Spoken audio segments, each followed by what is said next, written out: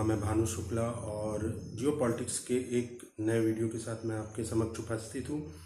और इस पूरे संदर्भ की जड़ें बहुत पुरानी जाती हैं, ये जाती हैं वाटरलू युद्ध तक। तो मैं आपको इतिहास से जुड़ी एक कहानी लेकर आया हूँ जिसका संबंध, जिसके तार आज ईरान और इजराइल के वर्तमान युद्ध से जुड़ते हैं।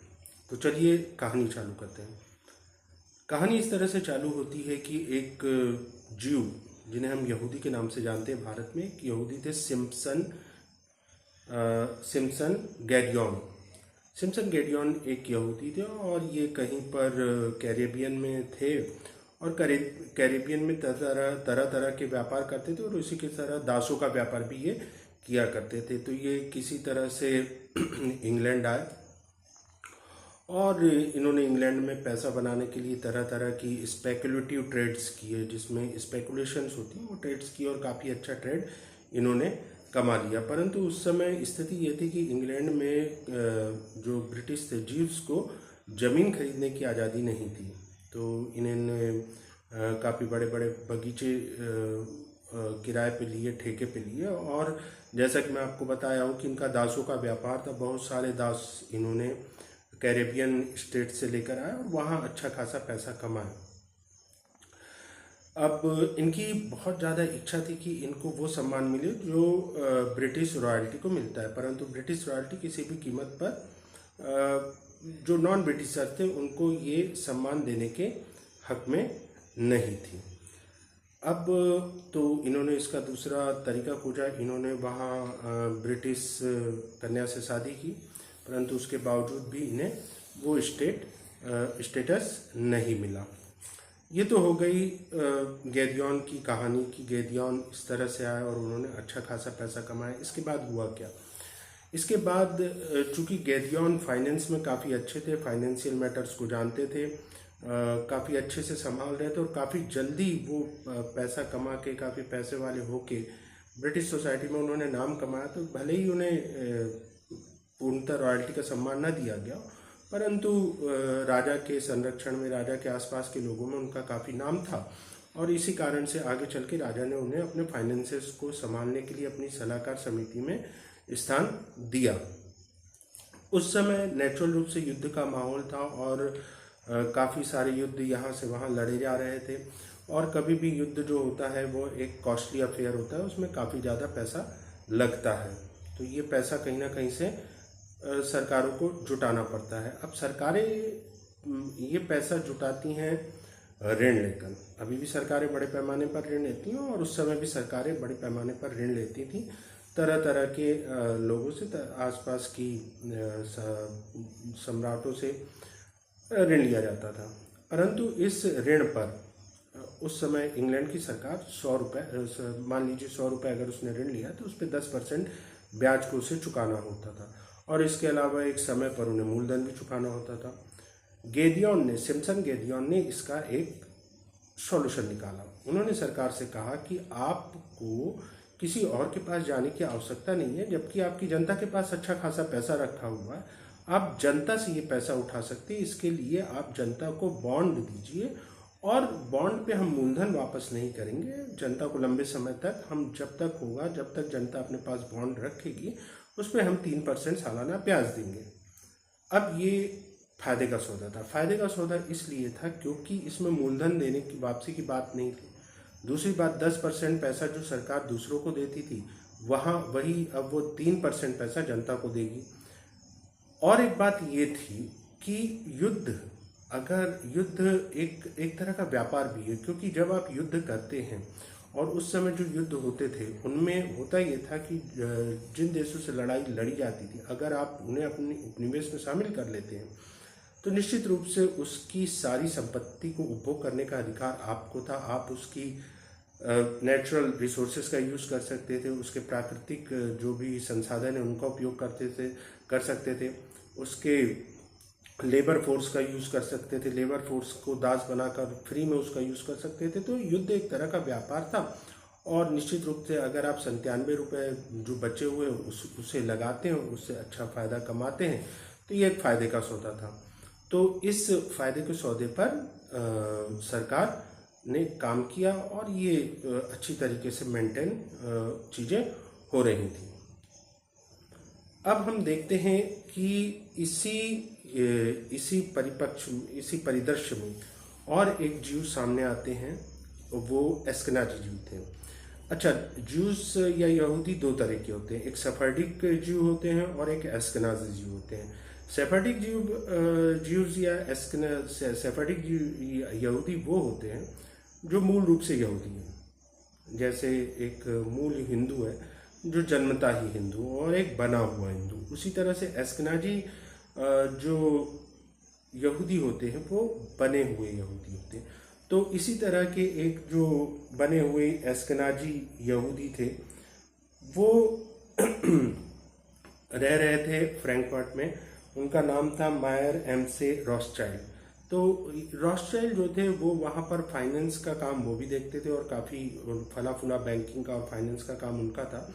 तो उन्होंने अपने बेटों को और अपॉर्चुनिटीज़ खोजने के लिए विश्व के अलग अलग भागों में भेजा। पहले उन्होंने सबसे पहले यूरोप में ही अपने बेटों को भेजा। तो उनके एक पुत्र थे नाथन रॉथस्चाइल्ड। तो उन्होंने नाथन रॉथस्चाइल्ड को इंग्लैंड भेजा कि किस तरह की इंग्लैंड में बैंकिंग की संभावना हो सकती है। अब ये नाथन रॉथस्चाइल्ड मिले किससे? ये नाथन रॉथस्चाइल्ड आकर, स्वाभाविक है, सबसे प्रभावी जो इस क्षेत्र में काम कर रहा है व्यक्ति, उसी से मिलेंगे। और सैमसन गैरियन जो थे वो पहले से ही सरकार के फाइनेंस में काफ़ी बड़े सलाहकार थे, उनसे आकर मिले।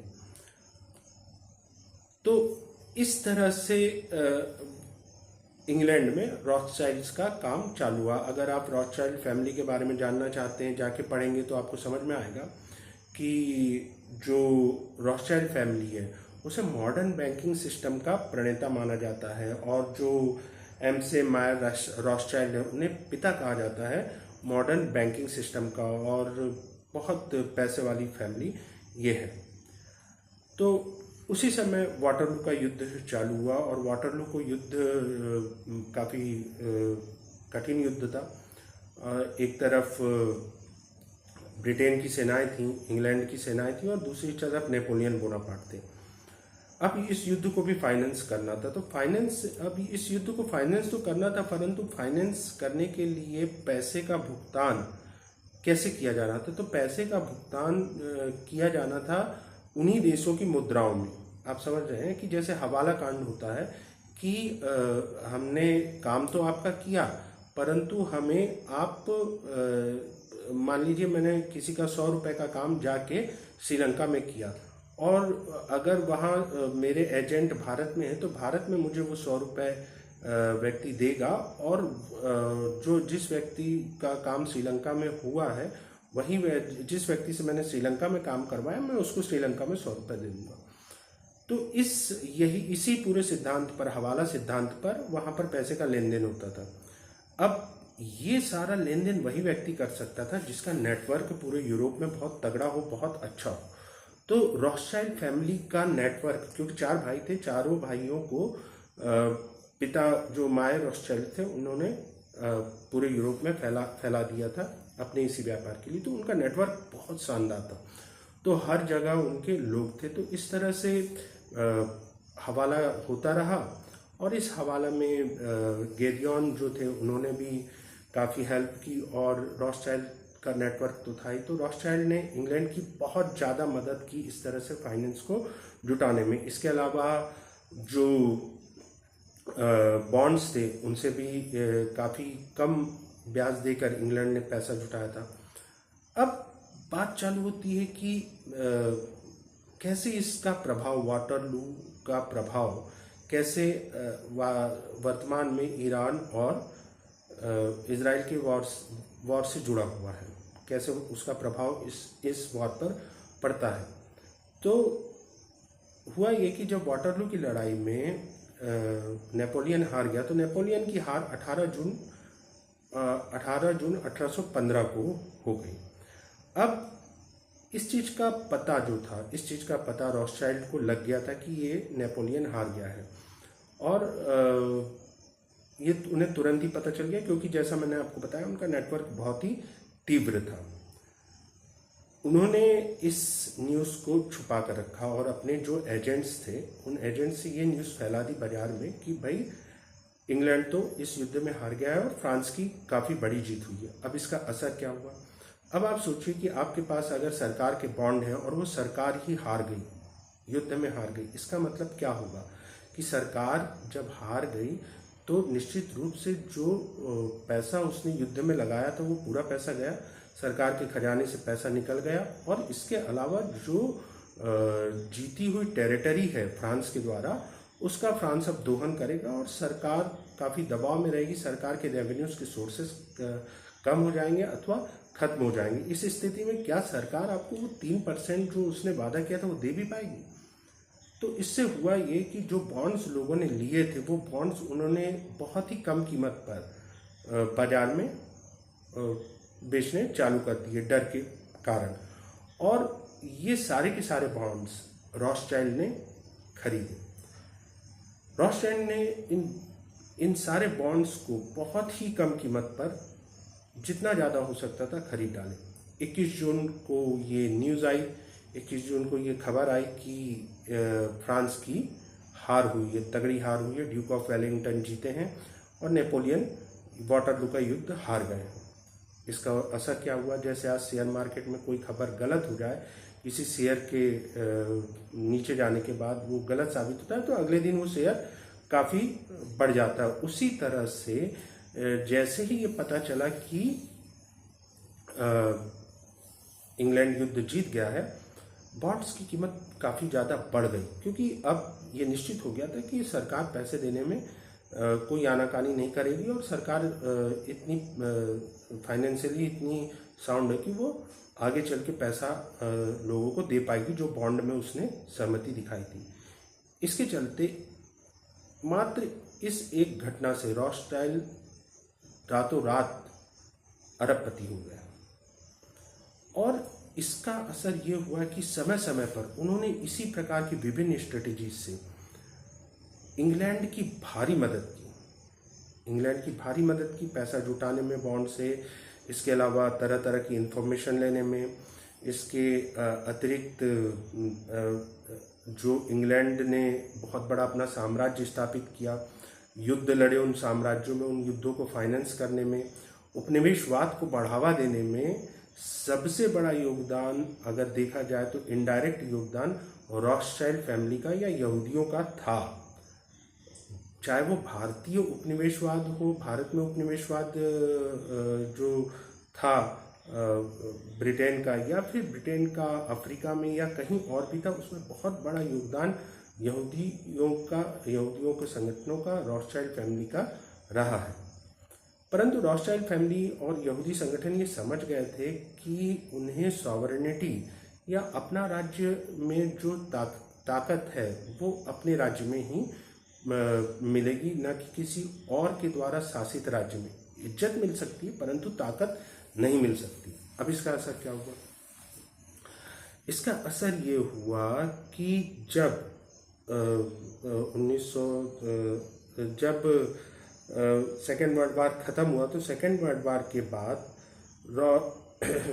रॉथस्चाइल्ड फैमिली ने रॉथस्चाइल्ड फैमिली ही नहीं, यहूदियों ने बाल्फोर डिक्लेरेशन के जरिए इंग्लैंड को ये याद दिलाया कि हमने आपके ऊपर कितने एहसान किए हैं, पूरा आपका साम्राज्य बचाने में हमने कितनी हेल्प की है, और सदियों से हम आपके युद्धों को, आपके उपनिवेशवाद को फाइनेंस करते आए हो, और हमें अब चाहिए हमारा एक स्वयं का राज्य। तो ये बाल्फोर डिक्लेरेशन के थ्रू उन्हें ब्रिटेन ने, चूँकि ब्रिटेन का उस समय शासन था, वर्ल्ड वार सेकेंड के बाद फिलिस्तीन की जगह में इजराइल को बनाने का निर्णय लिया, इस यहूदियों को उनकी जगह दी। और बस जब से हम देख रहे हैं, जब से इजराइल वहाँ स्थापित हुआ है, वहाँ पर युद्ध के बादल हमेशा से मंडराए रहते हैं, मिडिल ईस्ट की स्थिति डामाडोल रहती है। तो ये संबंध था वाटरलू के युद्ध का और आज जो ईरान और इजराइल का युद्ध हो रहा है। तो आपको आगे आने वाले कुछ वीडियोस में बताऊंगा कि किस तरह से यहूदियों ने पूरे संसार में जो युद्धों का जो एक लड़ी है, उससे यहूदी कम्युनिटी बहुत बहुत मजबूती से जुड़ी हुई है।